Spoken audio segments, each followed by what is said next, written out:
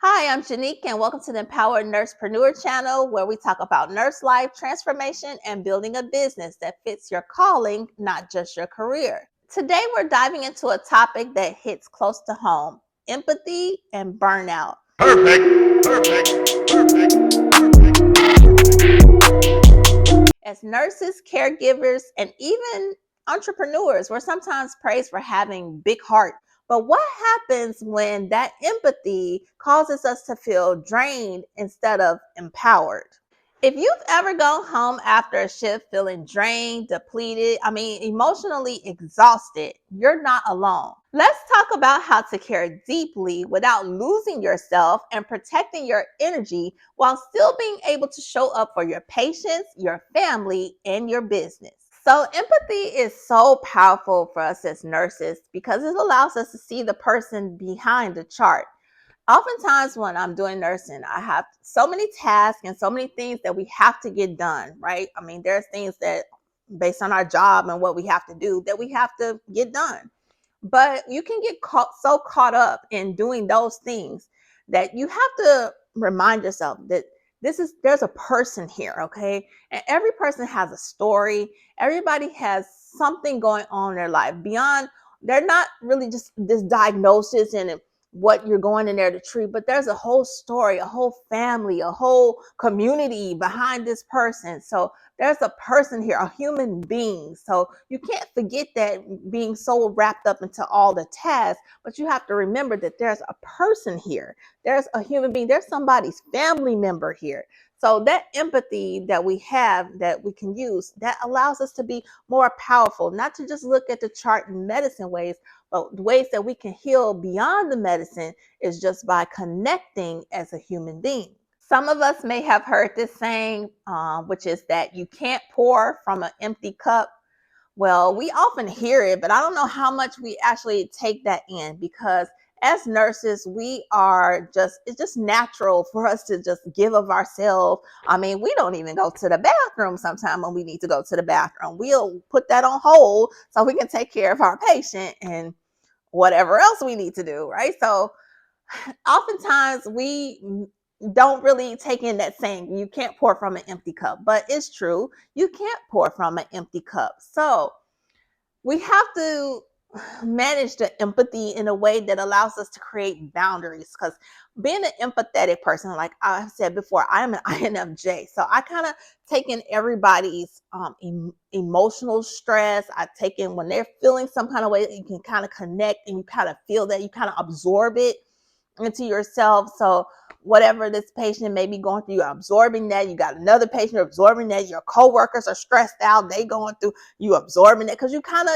it's natural to want to help. Like as a nurse, you want to help people, you care about people, you want to do the things and all of that. So you want to help your coworkers, you got to help the patient, and but they got this, and sometimes you can help with that, and there may be things that beyond your scope that you can't help with, but you feel it. It's like you feel that and you're absorbing all of that. So you have to learn to create those boundaries and protect ourselves so we're not emotionally just drained. So to avoid emotional overdrive and the guilt of not doing enough, we want to be aware. Awareness is always key. So we want to be aware of these signs of basically of compassion fatigue. So I have some notes here. So there are signs of compassion fatigue that we can be aware of as nurses. The common signs that your empathy is turning into burnout is that you can feel emotionally detached or numb, just numb, like what is even happening? Okay. You can feel that you're constantly irritable or overwhelmed. I'll raise my hand to that. Sometimes I just feel irritated and overwhelmed. There is too much going on here because you're absorbing it all, right? Number 3, you dread your next shift. Even if you love nursing, it doesn't have to be, because you often get like, do you like nursing? It isn't like you love nursing, but you just dreading that next shift because you're like, oh, what is going to happen today? And I think that all of us have gone through it sometimes where we might sit in the car and we're just wondering, like, okay, what's even waiting on me when I walk in this building? What is waiting when you get a report? You just like, what's I just need to see what my day gonna look like. I just need to kind of, you just trying to collect yourself and get it together. But you will dread your next shift. Number 4, you feel like you're failing as a mom, a business builder, or caregiver, because you can be trying to do it all and feel like you ain't doing none of it right. Like you are trying so hard to do this part.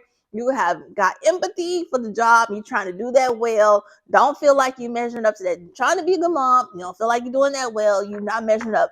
Trying to build a business, and boy, where the time at?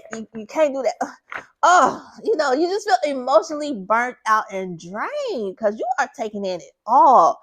But you don't want to do that. You want to be careful. You want to self-care. Okay. So signs of compassion fatigue again. Therefore, you feel emotionally detached or numb. You're constantly irritable or overwhelmed. You dread your next shift, even if you love nursing, and you feel like you're failing as a mom, as a business builder, or a caregiver. But these are not flaws, right? They're flags. Like they have flags for warnings. Like, here's a warning sign. Okay. Your body and your spirit are asking for help. Like, please, slow down, take a chill pill, let's relax, that kind of thing. Your body will give you those signs. It's important to listen. Okay. So, how do we protect our energy? There are 3 simple shifts to protect your empathy. So, 1, we want to release responsibility for everyone's healing. There's only one that heals, the ultimate healer, provider, and so forth.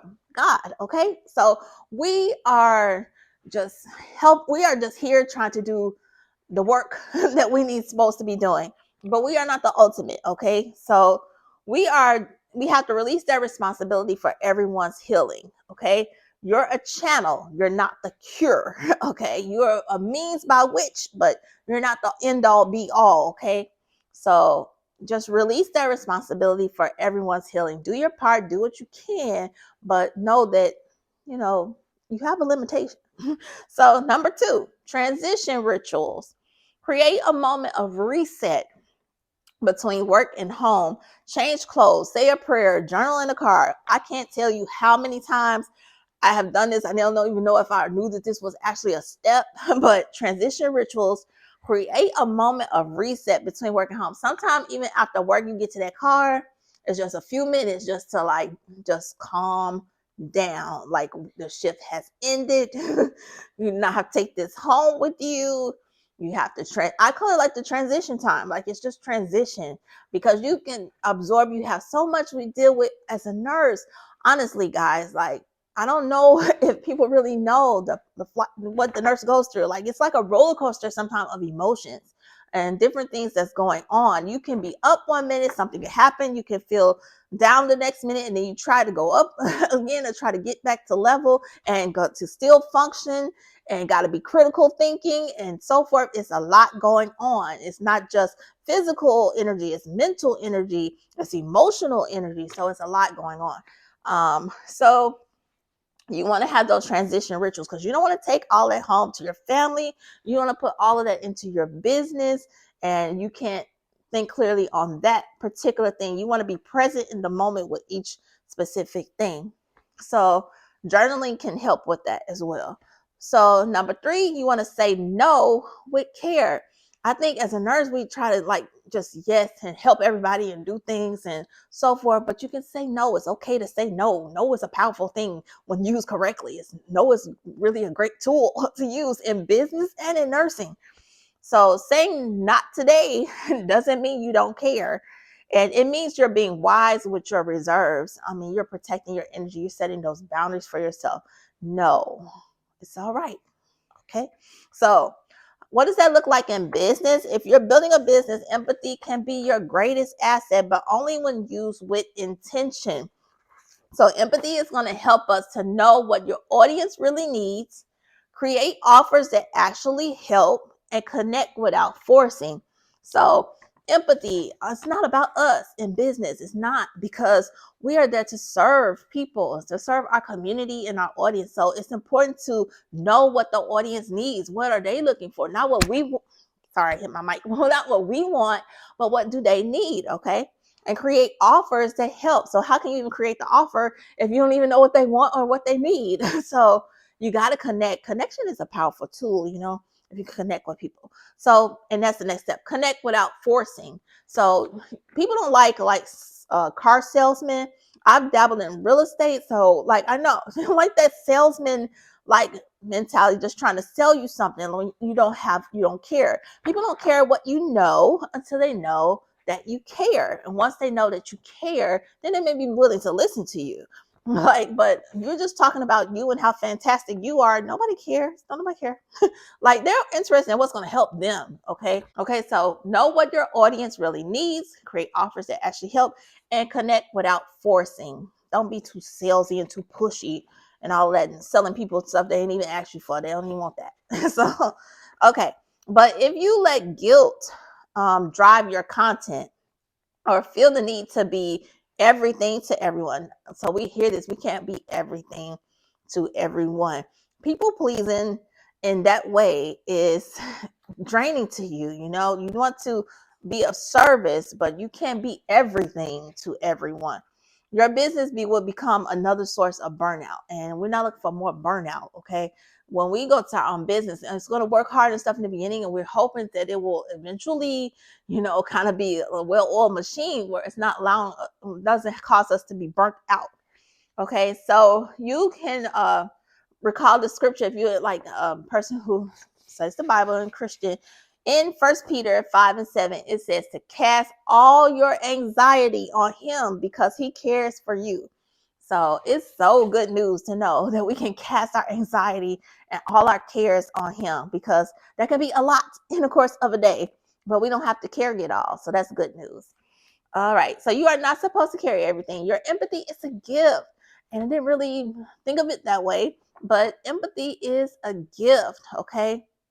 It's not a burden. It's not like you should be feeling burdened down by it, but it's a gift and it's unique. Like, think about if the more people in the world would use empathy and actually care and be concerned for their fellow man. Like, wow, So it's a gift. And what does empathy look like for you right now? Like, how would you show empathy on your job in nursing? We know we're showing empathy. How would you show empathy in your business? For the community that you want to serve, like what ways can you help them?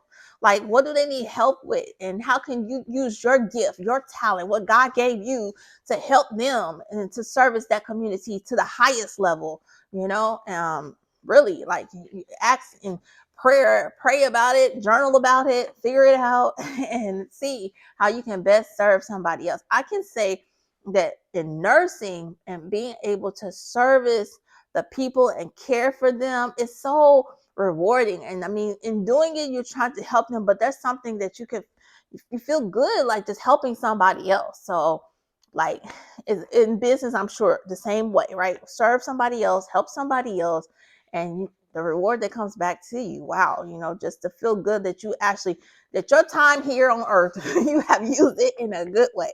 So that is good news. So yes, guys, so we want to use empathy, our superpower, in nursing and in business, and journal and pray and take that time to be aware of when you are being burnt out, and then doing some things to help you correct those and not feel that way. So don't forget to like, comment, and subscribe. Let me know how you feel about this topic in the comments. What's one way that you can show empathy in nursing and or in business? And let me know in the comments. Don't forget to like and subscribe to the channel. If you're new here, we'll be glad to have you here on the Empowered Nursepreneur. I am Janique, and I thank you so much for joining me today. And don't forget to use empathy in your professional life, in your career, in your business, and in life in general. Just think about others and what they may be going through, that there's a person, that there's a story behind everything. And show love, show care, show concern. So, all right, guys, I'll see you on the next one. Take care. Bye.